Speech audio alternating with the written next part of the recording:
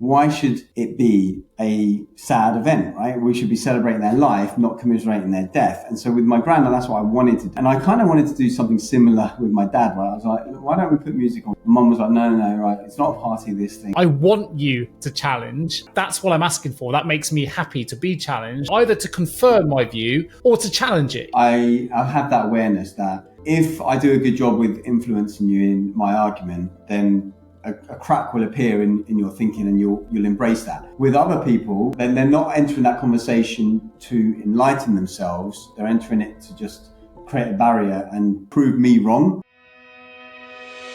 Welcome to the Mindful Paths podcast with Nick Day and Hari Kalymnios, where we explore the fascinating world of mindset, mindfulness, fitness, well-being, vitality, leadership, and of course, personal development.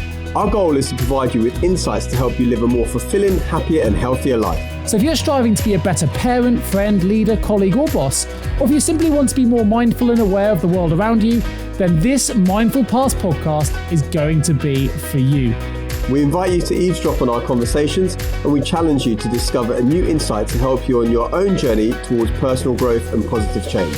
So sit back, relax, and let's begin our journey together on the Mindful Paths podcast.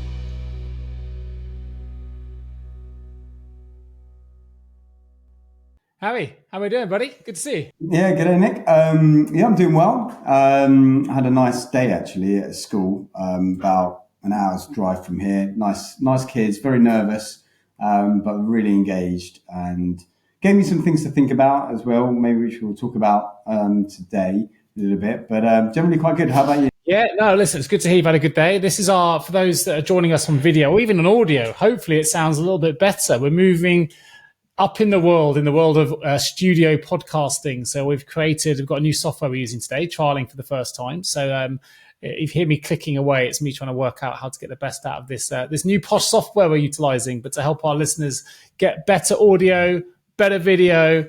And for me, it's a gadget to play with. So I'm excited to play around with this tool today, using our listeners as guinea pigs. But I'm keen to find out how, you've been through a funeral since we last met. I know the last episode we talked about eulogy, celebrating life. I really enjoyed the conversation. We segued into stone tape therapy and all kinds of different directions. Who knows where today will go. But yeah, how was that, buddy? How'd it go? I tell you what, it was weird. I mean, like the church, they had about like 200 people, which is quite, 150, 200 people. Quite a few of my friends were there, which was nice. My sisters and I all did a eulogy, and we all got through it. It was all well received. Interestingly enough, I don't think I cried. But I felt like the way for me to get through it, especially because my sister's eulogies were both about a minute long, and mine was about 5 minutes long. And I was telling three stories three areas of my dad's life and a few stories within that. So it was quite long. So I had to make sure I held it together. And I did up until like maybe the last line where I kind of wobbled a little bit. But for me to get through it, I was saying to people afterwards, because they were saying, I don't know how you guys did that and how you got up there and did it for so long. And I was like, I think I was playing it like a movie, and I still feel like, I think I mentioned it before, I feel like I'm in a character in a movie at the moment. I still feel that way because I'm kind of just getting on with things. I mean, obviously my life is a little bit different now because, like, say, for example, my mum is in the next room and she's staying with me at the moment, and there's all of that stuff going on. So it's not exactly like it was before, but I still feel like I was in a bit of a movie. So it was quite an intense day, but it was nice. It was really cold, but really sunny. A few people came to the burial, and then there was maybe like 60, 70 people at the house. And full house. Again, I thought That's a lot. Yeah, pretty full house. Yeah. And, I had a couple of little glasses of wine, but I thought I was going to like toast him with some whiskey and things. I just forgot and didn't get around to it. I was actually all right on the Friday. My sister was saying how she was actually physically ill, like fatigue, exhaustion, maybe even sick, just from the emotion of it all. But I generally, felt okay. And I think, like I say, part of it all comes down to, I feel that he had a nice, happy life. He died in as good a way as you could. I didn't have any regrets with my father and our relationship. I think it will hit me. I think I'm still in shock denial, so I don't think I'm in that stage where it's hitting me properly. Yeah. It will be, but otherwise okay. And then just got on with the weekend and today. But actually, we had some tragic news Oh no. yesterday as Okay. well. So my sister, her mother-in-law, who I think we told had leukemia, she passed on Sunday. Sorry to hear that, buddy.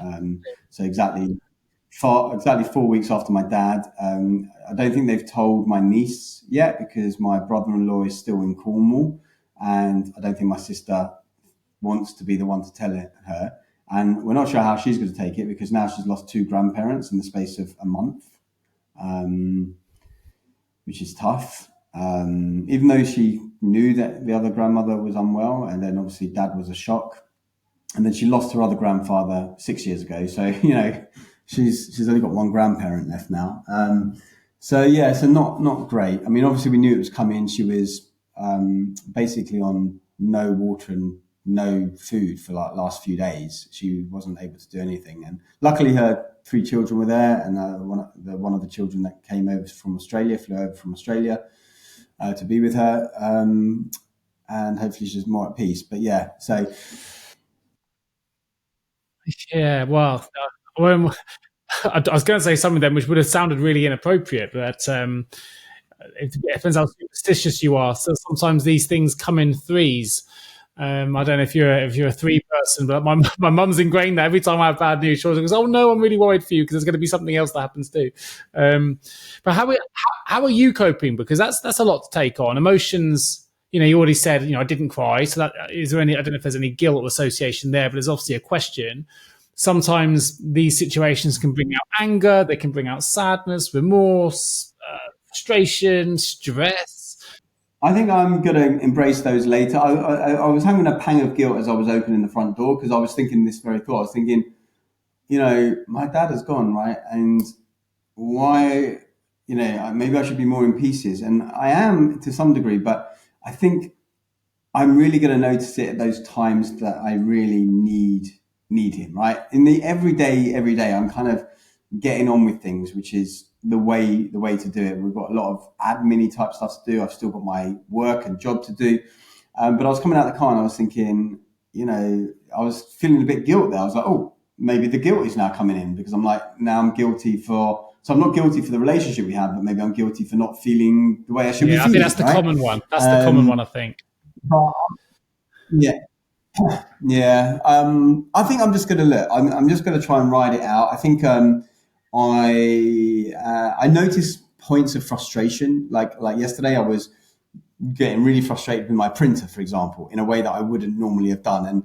And it was only when I took a step back and I realized why it wasn't working. That's because my router got updated and it's a wireless route, blah, blah, blah. And I had to just reconfigure it. And once I got that, but at one point I was like, because the printer's been playing up for months and I need to get a new one, I was, always wanted to throw it. And then the other day I was trying to take my coat off and it was getting stuck on my watch. And I haven't done something like this before where I got frustrated and I just ripped it off. And I haven't done that really much. I haven't lost it in that way since I started meditating like 12 years ago. There's a few times. And that's when I'm like going for those periods of stress. So I was noticing that in myself, right? And again, coming back to this awareness piece, I was going, this I did, this I did, this I did. This is not usual behavior for me. Yeah. And this is the stuff coming into the fore, I think it's quite interesting, right? And you bringing up those emotions and how you've been feeling frustration. It humanizes you. There must be people listen to this and go, this is a guy we listen to, every couple of weeks who is optimized every area of his life. Surely Harry never feels frustration or stress or any of these emotions. But the reality is, it doesn't matter how much you optimize certain things, right? We're all human at the end of it. And I bring this up because, with my dad's situation at the moment, and he's been back in hospital the last few days, the cancer's spread now into kidneys and lung and liver. So, yeah, it's been quite emotional, and we're trying to get back and make sure we're spending as much time with him as possible, and hoping that he continues to fight and continues to go on. And going back to the story with my grandma, which I shared, I think, in one of our earlier episodes, where she was diagnosed with a brain tumor and given weeks to live, and then one day was violently sick, on holiday when a family had taken him away to recover and came back and there was no trace of the brain tumor. I was still living in that weird place of hope of going, you know what? I don't know how long he'll keep going, but he knows what could happen, right? We can't predict the future. That's one thing that's true. But we got into a conversation with a friend of mine about funerals. And it was interesting because you and I do this show and the friend listens, which is great. So hopefully he's probably listening to this now. And we ended up in a bit of a debate. That debate's unfair. We ended up talking, but it was interesting because their perspective was, because you and I do this show and we're, deep into the world of mindfulness and awareness and trying to look at the positive side of things, that surely a funeral isn't something that I would necessarily want because they're all really depressing and they emphasize sadness, and that's not how you want your people to feel. So I should probably want to do something else. And it was interesting because it triggered me, and it was only because he used the word should, to be fair. You should do something else. And I was like, well, hold on. And as soon as he said the word should, I was like, actually, maybe now I definitely do want to do all the things you said, because I was like, God, I've got to be aware of my own sense of place here, because in one word, coming from a good place, which was, actually confirming that they'd listened to the show and we'd want to try to do different things. And that one word triggered me. And I think you saying there, you feeling frustrated and stressed, right? We're human at the end of the day, and we're dealing with raw emotions about loved ones. And it's okay. Yeah, and it's all, I guess that the idea of should, where it's like, oh, I should be feeling this emotion, or I should be feeling guilt. And actually, I was speaking to a few of my friends whose fathers have passed, actually, unfortunately. One was at the kind of event that we did at the house afterwards. And I was asking him about, did you have, because we were talking about your friend, right? The one that had the 6 months later stuff going on. And I was mentioning that to him because I was saying, like, I had obviously a heavy moment at the beginning. It's kind of tailed off a bit. And he was saying, well, now he's someone also who is deep into various practices, right? Black belt martial artist, yoga, breath work, Deepak Chopra stuff, meditation, all of that. Takes his kids to, Steiner schools, right? All this sort of stuff. So he's into all this stuff. And he was like, no, I never had like that kind of like massive like breakdown release or whatever. I just had this kind of tapering effect. It's been like 6 years for him, so who knows? Maybe there's something in the future that will happen. And I think we go through it all differently. But yeah, I guess this idea of like you should feel like this is interesting. When my gran passed, I actually did want to make it more of a celebration. I do feel like, why should it be a sad event, right? We should be celebrating their life, not commiserating their death. And so with my granddad, that's what I wanted to do. And I kind of wanted to do something similar with my dad, right? I was like, why don't we put music on? Why don't we do? My mum was like, no, right? It's not a party, this thing, right? So everyone, I mean, there's no rules to any of this, right? I don't think. Like, I think in certain cultures, they celebrate it a lot more, right? They celebrate the dead, like Day of the Dead in Mexico and all that. They celebrate it in a different way. So I don't think there's a right or wrong.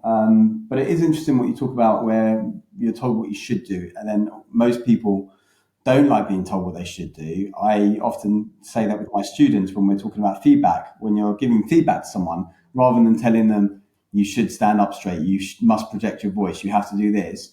Most people don't like being told that. And maybe the invitation is, you could do this. You might like to try this. And it reminds me of a friend of mine who was talking about her mum, who was very good at getting the kids to do things. And she never actually asked them to do things, I don't think. And the idea was she was always asking questions. It was always in a question kind of way. Yeah, exactly. And it really strikes me, because I've often thought about that in the last decade or so, because I'm not naturally inclined to do that, but I often do. I go, oh yeah, have you considered it this way? Or what would happen if you did this? And it kind of works sometimes, it doesn't all the time, but it's about influence, right? It's like, how can you influence that person to do the thing you want to do? Because you can't control them, they can only control themselves. So you have to kind of put things in place that are going to influence them to do what you feel is best A few things to unpick in what you just said there. And the first bit I quite liked was the fact that you immediately have gone to other people who have been through a similar thing. And it's interesting how, as you know, the human nature side of us falls back on, and goes back to your book, that social element, but also that tribal element as well, where we want to be around other people that have been through similar things. It makes us feel more at ease. It makes us feel more like we're part of that kind of community, and we can suffer together and celebrate together, kind of thing. And that kind of gives us more solace in a lot of instances. So I think that's the first thing I think I would do as well when I get to that situation. You'll probably be the first person I call, because you've just gone through it, and I'm going to be going through it at some point, right? So I thought that was quite interesting. I think linking it to the should thing, I get equally triggered by people saying I should not. And that's exactly the same concept here. It's just being told what to do.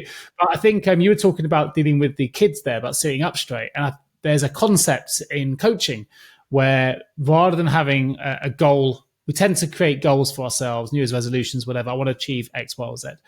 But there's a concept which says a goal is something to come from, not to go to.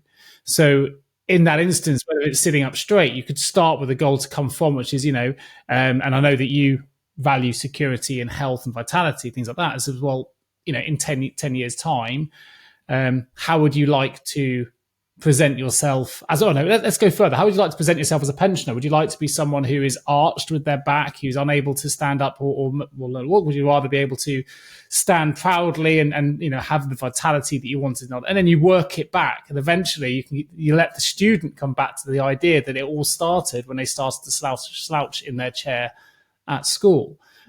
And it's that realization of, not, they don't always understand. They stand up straight now because they're being told to, not because they believe in the reasons behind why you're asking them to do that thing. But when they're able to establish that for themselves, it changes the whole view. It becomes panoramic. It's like, okay, actually, I'm going to sit up straight for me, not for you, my teacher, but because I don't want to be that thing that you've just highlighted could become that thing if I don't address it now. And there's no should in there, because you're coming up with the answers as a student. And I thought, I like that way of thinking. It's starting with the end. It's starting with the end in mind, right? And it's often what I think about. But also, to be clear, I'm not actually ever telling them to sit up straight or do anything. I use that as the example when I'm explaining why maybe they want to use different language rather than should or could. But often when I'm thinking about choices that I'm making, I think we've talked about this before, I'm often thinking about my future self, my self in 5 minutes or 10 minutes. Actually, massively classic mistake that happened yesterday. This is where I knew what was likely to happen. I ignored my future self anyway, and I regretted it this morning. So, I do like chocolate, as I've explained on the show before, but I'm usually reasonably strict with it in terms of when I have it and stuff.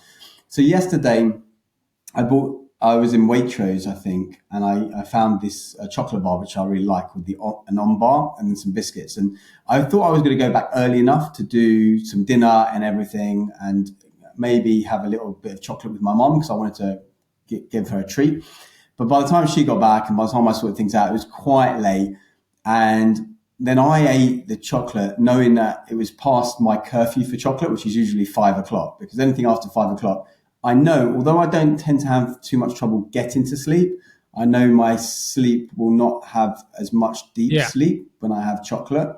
And so I ate the chocolate anyway. And then I went on and ate some chocolate biscuits afterwards, because I thought, well, why not? Right? I don't want to have it during the week, so I might as well get rid of it on Sunday.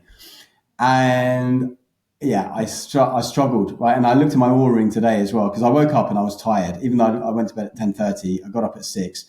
And I knew that I'd been in bed long enough, but I didn't have enough sleep. And I looked, and my deep sleep was like maybe 45 minutes instead of the usual hour 20, hour 30. And so today on the way back from work, I had a long day, and I was thinking, I really quite like to treat myself with a chocolate. And I was like, no, I'm not having another morning like I had this morning tomorrow. I can't be doing this. And so even though I knew that it was going to be bad for my sleep, I still did it anyway. But I took that as a risk. Knowing. Well, I think it's a good example, right? Two things. I know you're a big Tony Robbins fan, but he always advocates for taking ownership of things, right? So he would say you shouldn't say, I'm speaking for him here, I don't know if he's ever said this, but I imagine Tony Robbins would say, should isn't a good word to use, because it lacks empowerment, it lacks assertiveness. So tonight you're probably going to say, I will, or I must not have chocolate, or I will go to bed without chocolate. And that's way more empowering and assertive than I should not do it, because that kind of leaves some ambiguity. And actually should also, if I'm saying it to you, it kind of implies obligation or duty, right? So it's then not a choice or a desire. So yesterday there was no should involved. You made the choice, fully aware of the actions that are there. There was no I should not do this. It was actually, going back to Tony Robbins, it was an empowered choice to do it. And you took on the ramifications of that action as a result later on. And today you might move forward and go, well, as a result of that, I will go to bed without chocolate tonight, and that's fine. But I think should that word should is where we find guilt. It's where we find pressure. It's where all those kind of bad connotations and words start to come into our psyche. So if I say you should feel this way because you've done that, actually, why should I be creating that sense of guilt in you? Or who am I to even make that assumption on you? You may have made that proactive decision, which you did. You know what? I'm going to eat chocolate. It's where I am. I need that distraction. I need that endorphin, whatever it is that you made that decision for.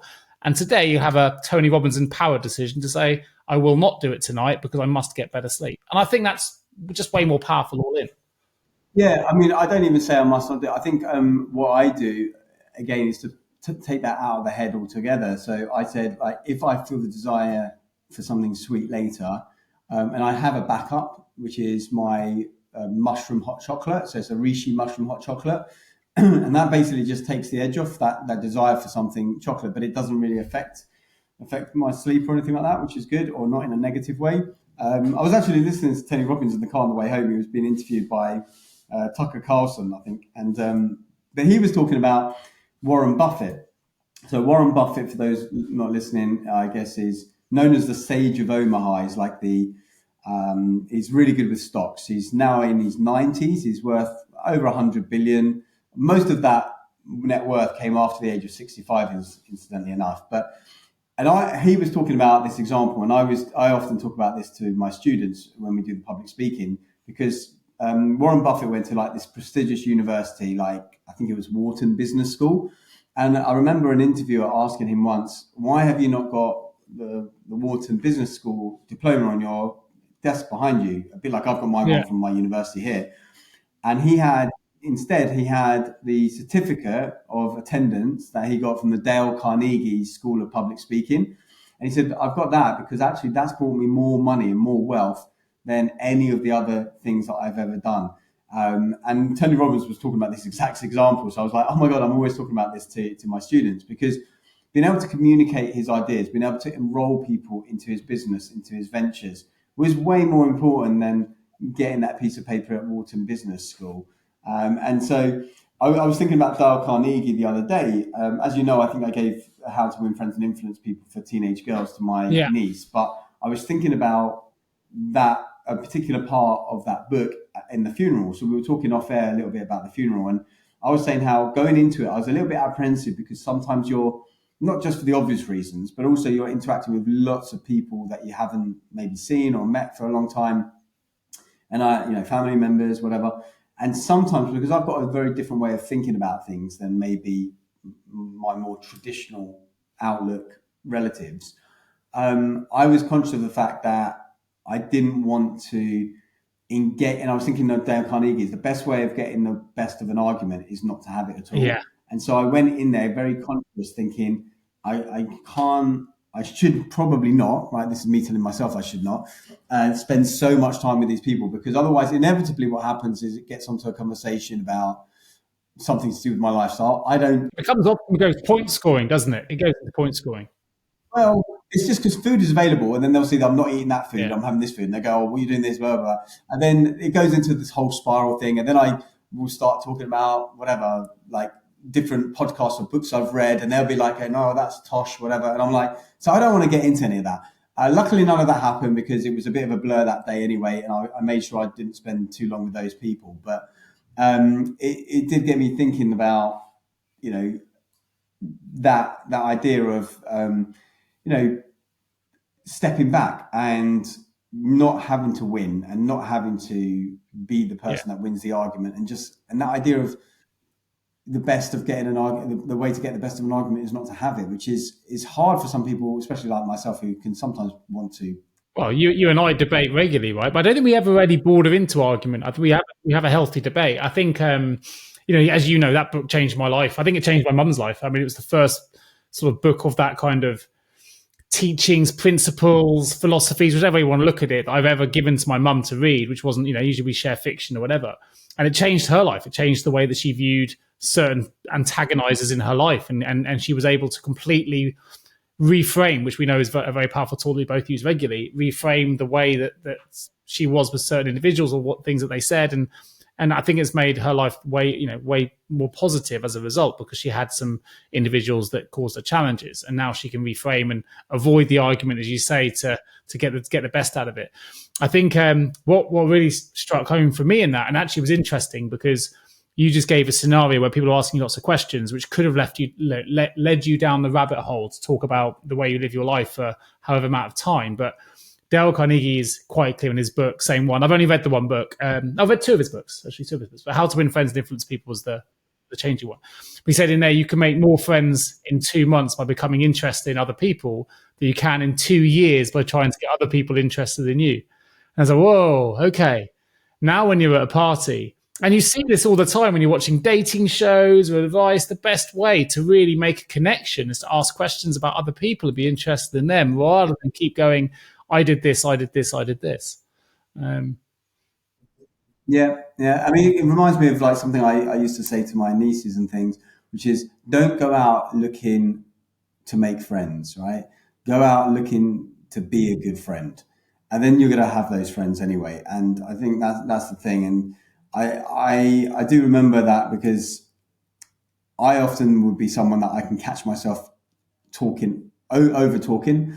And when I became a bit more conscious, a bit more aware of things, I would then stop and ask the questions and ask the interesting questions about what they've said. Whereas what a lot of time people do, and we were talking about this before, about this need for connection and this need for finding the commonalities. For example, one of the things that we often do, myself included, maybe less so now, but let's say, Nick, you've just said, I've just been to, I don't know, Vietnam. Right, for example, I actually, you have been to Vietnam, haven't you? Because you went cycling there many years ago, which started the whole thing. But let's say, and actually, maybe this happened actually when you said this to me, because at that time I was consciously thinking about my approach. So when you said, you met Helen and Ed and everyone in Vietnam, I'm pretty sure I would have now asked questions about that, like, what was that cycling trip like, or what was the company that started that. Whereas my initial thought, and I think I even remember this, would be to say, I've been to Vietnam. I was there for 3 weeks. So I don't even know if you know I've been to Vietnam or not, but I've been to Vietnam in 2000. But if someone says, I've been to this holiday, you say, yeah, I've been, and this is what I did. And immediately you're taking the energy and you're taking the conversation from that person. Now, you don't mean to do that. The only reason you're saying you've been to that country as well is because you want to create that connection, that similarity, and blah, blah, blah. But really, you're taking their story away from them. And it's not malicious. It's not from a good place, but it's just lack of awareness. And when I realized that, I was like, you know what? I do that all the time. Not so much now. I think I still do it all the time. People listening to this and over are probably laughing now. It's something I have to be really consciously aware of. And as you say, it's about raising awareness. I definitely, if I do it, I catch myself every time, and I'm always able to revert back to finish off, to make sure that I go back to the question that was asked. And I'm always frustrated. What I probably don't do, and I probably, here's the word, must do is a better way of doing it, is identify it there and then and catch myself publicly rather than just in my head. But it's something I do. And it's, as you say, it comes from a good place, comes from a place of community, collaboration, just want a willingness to share experiences, because I know experiences lead to other conversations. But actually, it's an absolute sort of, coaching 101, right? You never ever listen with the intent to reply. That's the reality. It's just listen, to be interesting and to be interested. That's the thing. And I think sometimes that's why we get it wrong, is we can talk about ourselves. You're showing your interest, but perhaps not in the most effective way. But of course, you want to discord with someone, so it needs to take place. Well, I mean, it's like a lot of. I'm listening to a podcast at the moment, which actually I might forward on to you. It's one of the Steve. Actually, I think you listened to him anyways. The Diary of a CEO. Sometimes I'm not a huge fan. I'll be honest. If the guest is really powerful, I'll listen. But Yeah, it depends on the guest. The one I'm listening to now is a Harvard professor of leadership, but really it's about happiness. I don't think it's going to teach you massively anything new, but it might be a good one to listen to then to pass on to someone else to listen to. Because it was talking about what we were talking about, right? Happiness being an inside job and actually how it's not the goal itself, it's that kind of pursuit of the goal that leads to more happiness. Because when you get the goal that, whether you earn that first billion, suddenly you're like, oh, now I need to earn 2 billion, right? So he's talking about these sorts of things. So I thought it was quite a useful podcast to listen to, but I can't remember where I was going to go with that actually. I'll tell you what, we can use that in the context of our conversations, because others may listen and think we argue. I would always say we never argue. I don't think we've ever argued. We just debate and have really good, interesting, from my perspective, conversations, right? And that's why we brought this podcast. Hopefully it's interesting to people that listen. But there's the idea, which is bringing it back to Dale Carnegie. He says success is getting what you want, right? That would be an argumentative play between you and us. Happiness is wanting what you get. Now, what I want from you is your response, is your challenge. And I think I invite it, and I think you do back, because that's what we enjoy. It's not like we never, ever, I think, had a conversation where one has to win over the other. We just enjoy having a conversation about seeing different perspectives. So I think that's probably the difference between arguing with a friend, is really being determined in getting your way across over and above anything else. You need to win the argument in that context. But you can have a debate with a friend, which is just wanting what you get, having a conversation, trying to learn more, trying to discover different viewpoints, different perspectives, opening your awareness. I think that's very, very different, because contentment in that context of happiness comes from appreciating what you have anyway, and then learning and opening the mind to appreciating what others have. And yet for the all intents and purposes, someone outside of that conversation could think it's one thing. But between you and I'm speaking for you here, but that's my interpretation. I enjoy our conversations because I want you to challenge. That's what I'm asking for. That makes me happy to be challenged and to open mind, either to confirm my view or to challenge it. Either way, I'm happy with either result. Well, I think when I enter maybe a conversation with you in the past, I have that awareness that if I do a good job with influencing you in my argument, then a crack will appear in your thinking, and you'll embrace that. With other people, I know I don't even get into that conversation, because their mind is like they're not entering that conversation to enlighten themselves. They're entering it to just create a barrier and prove themselves. Well, not even prove themselves right. It's more prove me wrong. And so I think it's a different debate when that happens. So it's knowing who you're jousting with, I guess, would be one of those things. But actually, speaking of influence, we talked about it before, but I think one of the books I read many years ago, which I did like on influence, was called Influence, 6 Principles of Persuasion or the Psychology of Persuasion by Robert Cialdini, PhD.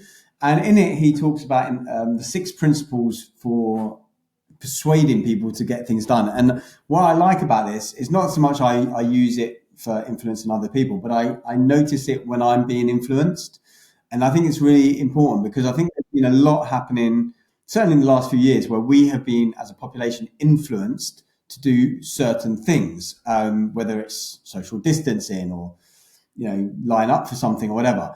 And the 6 principles are, and I was thinking about this one earlier, because you always get these, the Hari Krishna monks and things like that. They're always trying to give you something in the street. So the first one he's got is reciprocity, where you basically gift giving. We don't like to feel indebted to someone for something. So if someone gives you something, then you feel obliged to pay them back in some way. And so and we know this inherently, because a lot of the time we're walking past these people and we're like, oh no, I don't want it. Because as soon as you get it, you have to give them something back in return, which might be 5 minutes of your time or your email address or whatever.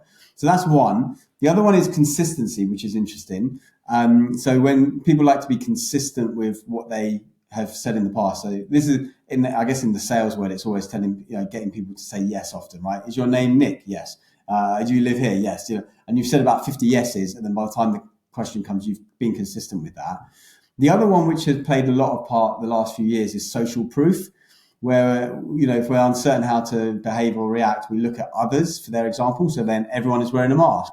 We should be wearing a mask. Everyone is social distancing, and so on. The other one is liking. So we're more likely to agree to someone's request when we know, like, and trust them. which is what I talk about when it comes to learning good communication skills, is that you're more likely to earn more money as a barber if you've got good communication skills, because you build that knowing, that liking, that trust with that person. They're more likely to buy, be upsold. And the other one is authority, which again is a big one the last few years, where if you've got someone in a white coat telling you something, okay, this is good for you, you should take this, you're more likely to be influenced by it than your Bob the Builder guy next door saying, take this thing. And then the other one, the sixth one, is scarcity. So we're more likely to perceive something as more valuable when it's less available. They're the six principles, but it's an interesting book to read. Well, it was interesting you mentioned the word monk, because I'm reading, it was recommended to me by a friend of mine called Sarah. I don't know if she listens to this or not, but if she does, thank you, Sarah, because I read it because of you. It's called I May Be Wrong, and Other Wisdoms from a Forest Monk. And you mentioned the word monk. I don't know.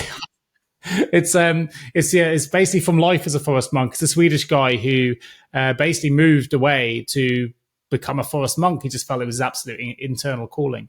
It is interesting. I'm going through the teachings now. It's about finding purpose, living in that kind of regime where completely outside of the context of his life and friends and the life he lived before, just had this internal calling.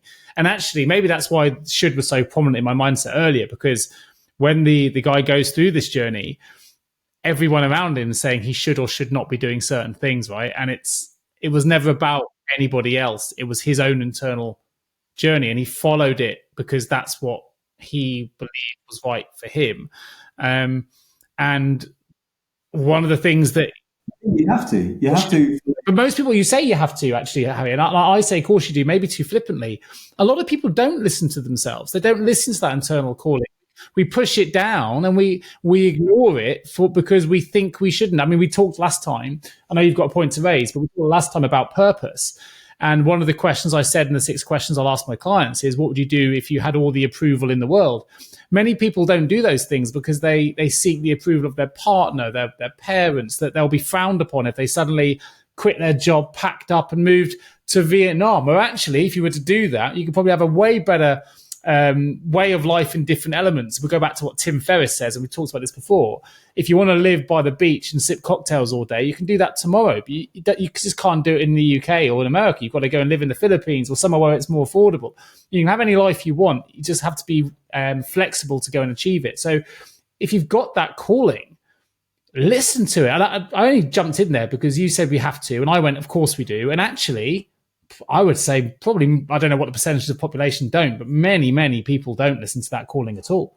Yeah, I guess when I say you have to, it is right. People don't listen to that. And I think when you were talking about that example of the guy going off to be a monk and people saying, well, you shouldn't do this or you shouldn't do that, what jumped into my head is, again, a quote that I've used in the past in this podcast, which is one that I think about, one I mentioned even to my mum the other day, which is that Bruce Lee quote that I love, where he says, to the reporter, I haven't been put on this earth to live up to your expectations. You haven't been put on this earth to live up to mine. And I think about that quote often. I like Bruce Lee's quote. So I think he was a philosopher first and martial artist second, because there were certain expectations that people put on me, even in the last few days, about certain things. And I'm like, yeah, but I'm not here to live up to your expectations about who I should be in this kind of capacity. I've got to be me, right? I've got to be me. Right? As Bob Proctor said, if I've got to be me, I've got to be free, or something like that, something along those lines. And actually, one of the top tips we give our students when it comes to public speaking, the first one is be yourself. Yeah. Because it's so easy to try and be someone else. Because again, part of it's about looking inward. If you want to go really deep into this, it's about being able to sit with yourself, discover who you are. And in terms of public speaking, what we're talking about really is being your authentic self and speaking as you rather than as you think that the audience should hear you, because you don't really know what they want anyway. And I say it's hard enough as a teenager trying to work out who you want to be in life. You don't need to complicate it by being someone else. And a lot of us are not our true selves. I don't think anyway. And I count myself in this. I think I'm definitely edging closer towards that with every, journey that I'm taking along this path. I don't know what our true selves are. Maybe our true selves are, spiritual. As Wayne Dyer says, we're not human beings having a spiritual experience. We're spiritual beings having a human experience. Yeah, nice. And I think when when we really embrace that, I honestly feel that. And I think maybe that is part of why I'm able to cope with the death of my father in the way that I am currently, is because I don't believe currently the three-dimensional reality is all that there is. And I do have this idea that we are spiritual beings having a temporary human experience. And so therefore the spirit of that person that I knew as my dad lives on elsewhere. And I think we've talked about ayahuasca before, and I've said that ayahuasca, DMT, dimethyltryptophan, in the brain is in its maximum amount at birth and death, which is why they call it the spirit molecule, because they believe that's when the spirit enters the body and then exits, why you have a lot of DMT. And then when you take ayahuasca or have DMT experiences, you have transcendental experiences and other realm experiences a lot of the time, because you have that influx of DMT in your system. You're able to traverse the reality that we see here today. I don't know how much of this is real or true, but it was interesting.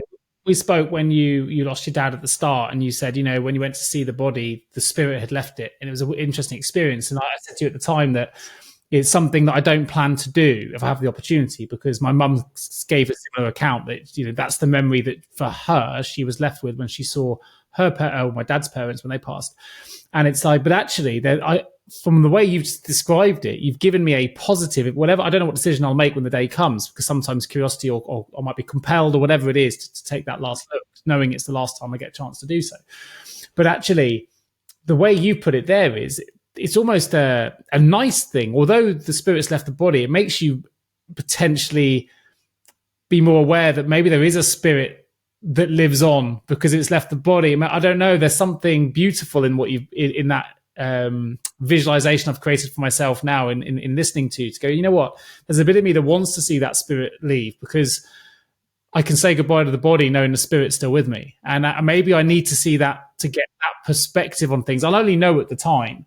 But I'd only ever seen the negative in the situation because of the way it had been framed, and reframing it for myself based on the version you've given gives it a different feeling to, if I do ever see anyone I love now, I have the opportunity to do it. Maybe it's a positive thing to say, okay, I'm seeing you now, and I want to know, I want that feeling to be confirmed in me that the spirit lives on because it's left your body. And that's cool, right? That's going to be by my side. I don't know. I'm not there yet, but I think it's. I guess decide on the time. I mean, like for me, like with my dad last week, my mum was like, she was going to go to the funeral directors and see the body in the suit and everything else. I keep saying the body rather than my dad because, like I said, that wasn't my dad. That was the vessel he was using. But I did, and she said, "Oh, do you want to come or anything, or leave a note in the pocket or anything like that?" Because my sister was going to leave a note in the pocket, and I thought, no, I said my goodbye in the room that time, and also I just remember. I mean, I remember I kissed his forehead, and I knew it would be cold anyway. The body goes cold really quickly as soon as the body dies, really. But for me, when I went. Now I'm a little bit more kind of spiritually minded than I was when my gran died in 2010. But I remember going into that room, not having a thought about it. I was there at 3 a.m. because I was taking my mum there, and we'd had the call, and so I rushed there. But as soon as I walked in, I felt the spirit was not with, like that. It was just so obvious to me. It was so obvious that was not my gran. It was like. It was just like a show. It's like you seeing your dad or your mum driving the car, and then they get out of the car and you look at the car and you're still thinking that the car is your mum. It's not. It was always your mum in the car driving, and then your mum is somewhere else now. And it was just as obvious as that to me. But that was just to me. I don't know other people what they will interpret by that. But it gives me comfort, I guess. And maybe you could argue, oh well, it is what it is, like you're just imagining whatever you're imagining. But remember, I don't know if you remember, but the word spirit, I believe, if I'm correct, is Latin for breath. Okay, so it's literally breath. So when the spirit leaves the body, it's the breath is leaving the body, right? The breath is the spirit. This is why I talk about that we're all one as well, because we all share the same breath. This is one of the lessons that I hoped was going to become obvious during COVID, but I don't think it was in the end, is that we were all connected because we were all sharing our common breath. our common spirit. We're all coming from the same thing. And have you read Conversations with God, by the way? Not Conversations with God. Conversations with God. No. Bear in mind, your book list is extensive to say the least. It's about 300 ahead of me. But well, I don't read as much anymore. I just read a book a week for about 2 or 3 years. So that was trust me, if you're listening to this, Harry once sent me his book list. He's categorized it, and there must have been a best part of 1,000 titles. So certainly felt that way. Yeah, there's a few. I try not to send it to too many people because they get overwhelmed with that. But Conversations with God, it talks about Neil Donald Walsh, I think, is the author, and he talks about his experience with interacting with the sensation that he calls God, but not God as in like this guy up in the sky, beard, whatever. But I like to call God God, the grand overall design. But whatever you want to describe it, the universe, God. But he was talking about remembering and the idea of remember who you are, and remember as in put back together. And I think the way I try to describe it to people is that we are all leaves on a tree thinking we're just leaves without realizing, if we go back far enough, the branches come together. It's all part of the roots and everything else. And I think when we realize that actually we are all connected, we are all one through that breath, literally through that breath, right? Every breath that we take, we're breathing in molecules and particles of Marilyn Monroe and Alexander the Great and all these people. As well, you just and I thought that was going to become every breath you take. I just for me, it immediately took me to Sting's song. Yeah, you were quoting every other musician except him. People don't get how connected we are, and I thought we got that during COVID because that was literally the way that it was being transmitted. It was like through our common breath. But our breath is the spirit, because literally the word breath and spirit mean the same thing. So I try to explain it that way. And so when the breath leaves the body, the spirit has left. Nice thing about the leaf example that you've given there is when the leaf falls off the tree, right? It falls back down to the earth. It gets, eventually it fertilizes the earth to sprout new trees, right? It's cyclical, like anything. If you whether you think about Buddhist teachings or whatever, the idea that everything then supports the next. We cycle the way of life by fertilizing the next thing that goes around, right? I quite like that as a visual circle of life, and how everything is a circle, like whether it's spring, summer, autumn, winter, and how when you're in that winter, if you know that it's a cycle, you can cope with that winter period of your life or the economy better because you know spring is coming. And it's like everything in the universe, right? Now we've heard of the Big Bang, there may well be a big crunch. That's indeed if we think what's happening. So we might be one of multitude of cycles of our universe. So I do think the idea of the cycle of life is comforting, right? Whether that includes reincarnation, I think that might be another conversation for another time. But I think for me, it gives comfort knowing that things work in cycles. Like even you have to look at birth and death, right? When you're born, you're a baby, you're pooping in your pants and needing people to look after you. And then as you get an adult, you go back to that as well. So it's a big cycle. Yeah. It's just a big cycle. No, fair. Well, my dad thought Benjamin Button was a true story when he was watching that. He was halfway through the movie and he went, "Is this a true story?" I was about to say, when you were talking about your circle of life idea, and you've got some, let's be fair, you're very open-minded, shall we say, about anything, whether there's aliens and UFO sightings, everything else. But it was, I think it's Dale Carnegie, if we bring it back full circle, talking about the circle of life, the circle of this episode. He says that any fool can criticize, condemn, and complain, and most fools do. And it's very easy. And then when someone says you should do something, you should not do this, or why have you done this? And why is an inherently an antagonistic question in itself. But it's so easy for someone to question when really I'll go back to, it's an external reflection of how they feel inside, right? When often they get these aggressive questions that come in, usually it sits because there's something inside them that hasn't been fully answered and they're trying to understand it, but it comes out often aggressive. And to be closed off, I read a quote last episode from Letting Go about the higher level of scoring between an atheist and a non-atheist. An atheist just categorically saying something doesn't exist immediately lowers the ability to be open-minded about other things. And I'm not necessarily here to criticize atheists necessarily, but I just believe it's you can show more empathy and understanding to someone whether you are or you're not by just being open-minded. And I think I do another podcast called the HR L&D podcast, and the question I ask at the end of every show is, what are the behaviors that you see in every great leader you've ever worked with? And by far the most popular answer is empathy. And with empathy, it requires understanding and listening and not judging necessarily. And I think sometimes when you use words like why, should, or should not, or you're talking about, you know, spirits and reincarnation, circle of life, whatever it is, I just think it limits our ability to show empathy and compassion and to be, I don't know, just to be aware and being open-minded. I just think it's a really positive trait to have in someone. It reminds me of something I say to people, and I usually have to explain it because I think it gets lost on people. But people often talk about, walking a mile in someone else's shoes. But then I say, in order to walk a mile in someone else's shoes, you have to take yours off first. That means, you have to remove those beliefs, those preconceived ideas, those judgments in order to really embrace that other person's way of being and belief. And it's really hard to do because we have our preconceived ideas, our biases, and so on. I think obviously, like we talk about, awareness being the first stage. So when you're aware that we have biases, I have certain biases, I do try to eliminate those to some degree. I was saying to my mum, because often people associate the way I eat, for example. I know we haven't done a podcast yet about food, but the way I eat being very different from maybe the average person on the street. But most of the podcasts I listen to, most of the books I listen to are health advocates who are following a very different path to what I am, because I don't want to just listen to the people that reinforce my ideas. I feel like when you get a balance, when you get as much of a view as possible, and when you're quite in tune with yourself, you can discern what is right for you at a certain particular point in time, and that may well change over time anyway, rather than relying on experts. Like we were talking about influence and Robert Cialdini, right?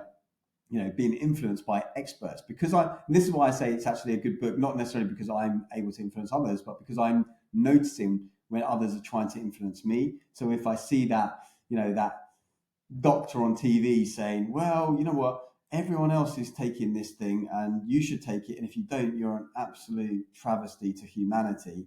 I'm thinking that's actually not influencing me too much in a way, right? I know that they're using this idea of authority. I know that they're using this idea of social status, or whatever the term was that he used, social proof.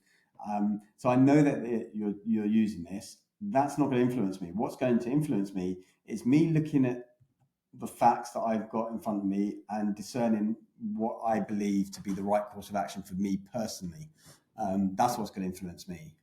100%. I mean, without two things I'll pick up on there before we close the show. One is we both subscribe to What the Doctors Don't Tell You, right? And I came across that publication after coming to your house and reading it, and I find it fascinating. And I think that's interesting because it does go against status quo, does go against the white coat way of influencing in certain areas, and just allows you to be more open-minded to, I don't know, Eastern medicines rather than always Western medicines, and just other ways of doing things and looking at plants instead of, pharmaceuticals or whatever. So that's something that, as a little plug for them, I don't know them, but I found a publication coming to your house, and I find it just interesting, just raises my awareness. It just keeps me open-minded to other solutions. Right? You don't have to believe everything in there. I sometimes find that they're a bit inconsistent, and that's the point. Is just because you read a book or just because you know a person, it doesn't mean you agree with everything that person has ever said in their life, right? It's like you can take that information and observe it yourself. It leads me to what I was going to say, because you mentioned food, right? And to bring it full circle with Dale Carnegie, he's got a brilliant quote which says, "If you want to gather honey, don't kick over the beehive." So if I want to get to grips with the best parts of the way that you live your life, right, I don't want to come in against, up to you and say, "Why do you do this, Harry? Why don't you do that? You should be doing this." I just want to know what's really worked for you. If you could narrow it down, what are the 5 top things that you found have really had a difference in your life? How do I go about making that smoothie? What can I do in my life that is cost effective, that might just give me more vitality, might make me sleep better? I want to learn from you. That doesn't mean I have to adopt everything that you've done. But if I tackle it by kicking over the beehive and just demanding certain things, it's going to antagonize you. You're going to close up immediately and not want to give me anything. And I don't, maybe that's that success piece. I might come away from that thinking I've been successful because I got Harry to close up, but there's no happiness in that. There's no awareness. There's no win for anybody really. And again, leaning on the Dale Carnegie sort of school of influence and thinking, but I want to understand and then make my own choices as to which parts of the bits of your puzzle that I want to impart on my life, and go, you know what, that could really work in my life. A weighted blanket being a great example that, you mentioned it. I didn't have one, wasn't sure if it would work. My wife listened to it, bought it. It's one of the best things that I've ever had that's helped with my sleep. I remain very open-minded to any of these things. And it's up to us to make those choices rather than to kick you for the top 10.